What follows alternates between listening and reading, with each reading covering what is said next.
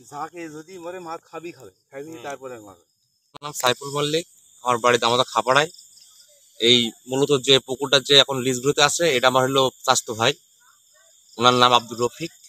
তো তা আমরা কালকে দেখেছিলাম ভালো পুকুর, দেখলাম রাত সন্ধ্যাবেলা দেখে গেলাম ভালো পুকুর, সকালবেলা এসে দেখছি যে এই অবস্থা হয়ে আছে। তো এটা হলো আমাদের ধারণা মতে আমরা ধারণা করছি যে এটা হলো আপনার যে ট্যাবলেটের মানে বিষ ক্রিয়ার মাধ্যমেই মাছগুলো মারা গিয়েছে আর কি।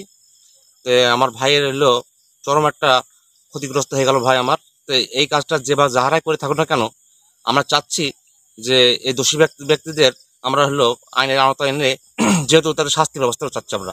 আমার একটি পুকুর চাষ করছিলাম লিজের জমি। আমার চাষাদের জমিটার পরিমাণ 7 বিঘা, জল করা আছে 6 বিঘা। এখন আমি কালকে রাত 8টার পর ভালো পুকুর দেখে গেছি। যাওয়ার পর সকালবেলায় ফজর নামাজ পড়ে এসে দেখি মাছ সব মরে গেছে। মরার পর আমরা অনুসন্ধান করতে লাগলাম যে কী দিল পুকুরে দেখলাম যে বিষ ক্রিয়া ট্যাবলেট ড্যামে পড়েছিল।